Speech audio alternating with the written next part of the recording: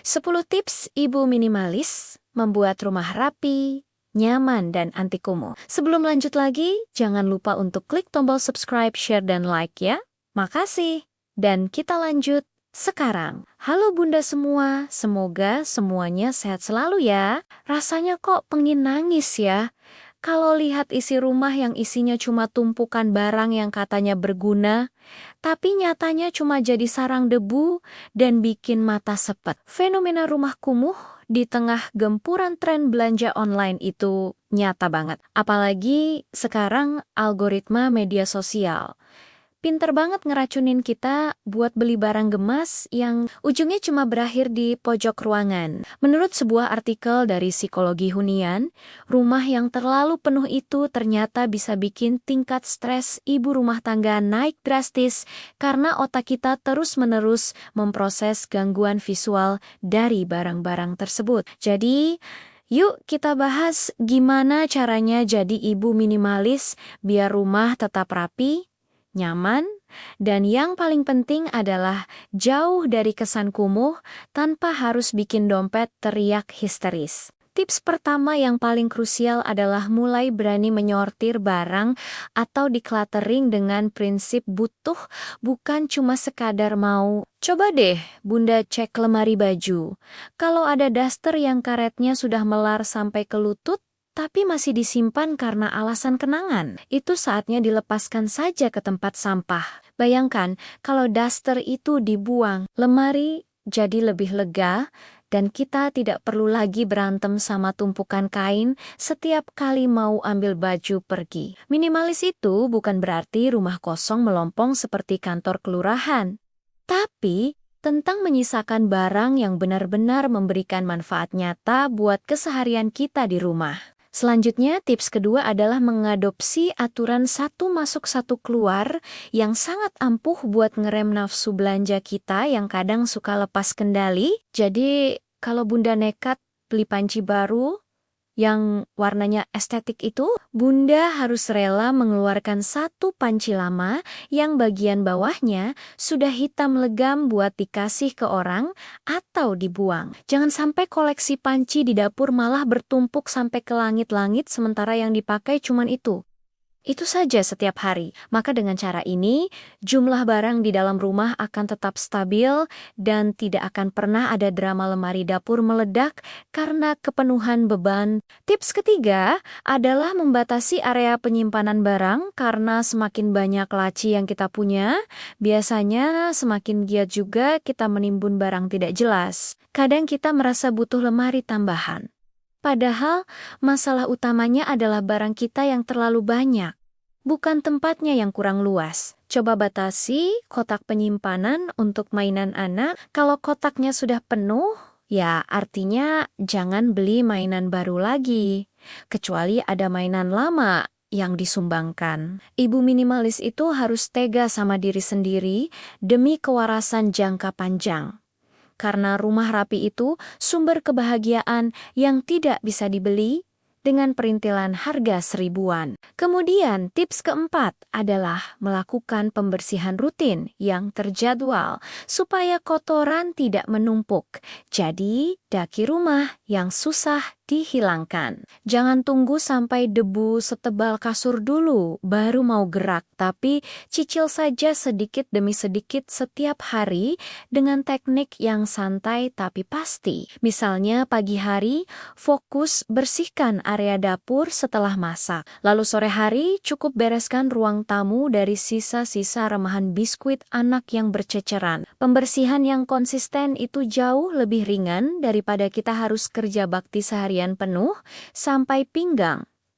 Rasanya mau patah cuma buat mengusir kesan kumuh. Tips kelima yaitu kurangi hiasan rumah yang cuma jadi magnet debu dan bikin capek saat harus mengelapnya satu persatu setiap pagi. Kadang kita merasa rumah makin cantik kalau banyak pajangan keramik kecil-kecil, padahal itu cuma bikin rak terlihat penuh dan sesak secara visual. Pilih satu atau dua dekorasi yang ukurannya agak besar dan punya karakter kuat daripada puluhan pajangan kecil yang malah bikin rumah terlihat terlihat berantakan. Ingat ya Bun, rumah itu tempat tinggal buat kita bernapas lega, bukan toko pecah belah yang isinya harus penuh sesak dengan hiasan yang tidak ada fungsinya. Masuk ke tips keenam, yaitu membiasakan diri untuk langsung mengembalikan barang ke tempat asalnya sesaat setelah digunakan tanpa menunda-nunda sedikit pun. Kebiasaan menaruh gunting di atas meja makan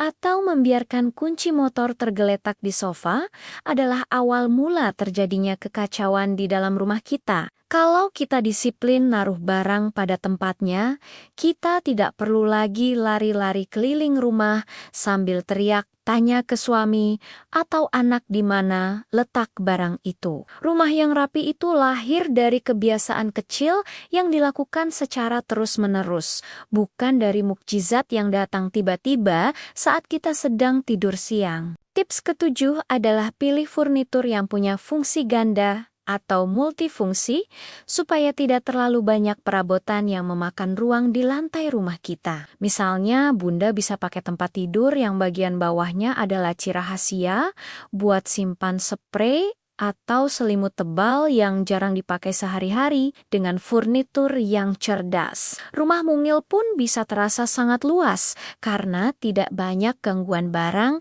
yang berdiri tegak di tengah ruangan. Minimalis itu tentang gimana kita memaksimalkan fungsi setiap jengkal ruang yang kita punya dengan cara yang paling efektif dan tetap terlihat elegan. Selanjutnya, tips ke-8 adalah kurangi penggunaan wadah plastik yang berlebihan di dapur yang seringkali malah bikin rak bumbu jadi terlihat sangat semrawut. Gunakan wadah yang seragam atau setidaknya sewarna, supaya saat mata memandang ke arah rak, rasanya tenang dan damai, seperti sedang di kafe mahal. Kalau bumbunya cuma sisa sedikit, segera pindahkan ke wadah yang lebih kecil daripada membiarkan bungkusan plastiknya tergeletak begitu saja dengan ikat karet. Hal kecil seperti ini punya pengaruh besar buat membangun suasana rumah yang nyaman dan jauh dari kesan kumuh yang bikin kita malas masak. Tips ke-9 yaitu libatkan seluruh anggota keluarga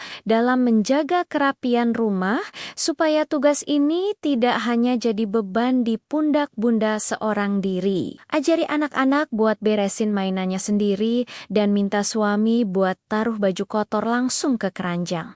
Bukan digantung di balik pintu sampai menumpuk. Kita ini ibu rumah tangga, bukan mandor proyek yang harus teriak-teriak setiap jam.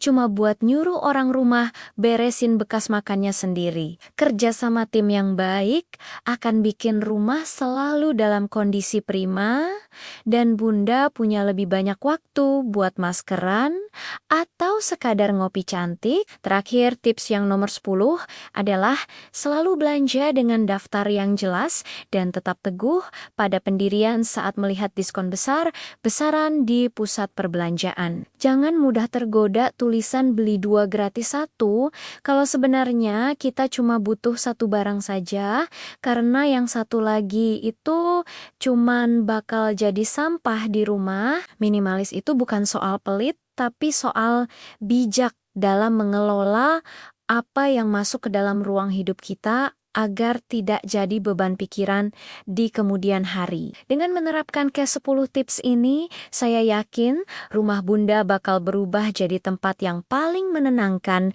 di dunia tanpa ada lagi kesan kumuh. Sebagai penutup, menjadi ibu minimalis itu sebenarnya adalah bentuk cinta kita pada diri sendiri karena kita berhak tinggal di lingkungan yang bersih dan teratur. Rumah yang rapi bukan cuman soal estetika semata, tapi soal kesehatan mental kita yang harus tetap terjaga di tengah kesibukan mengurus anak dan urusan dapur. Mari kita mulai perlahan dari satu sudut ruangan hari ini, juga tanpa harus menunggu hari Senin atau nunggu motivasi datang dari langit. Saya yakin Bunda semua pasti bisa mengubah suasana rumah jadi lebih nyaman dan penuh energi positif sehingga keluarga pun makin betah di rumah. Terima kasih sudah menemani curhat dan ceritaku sampai akhir. Sampai ketemu lagi di episode video berikutnya. Salam semangat Bunda semua.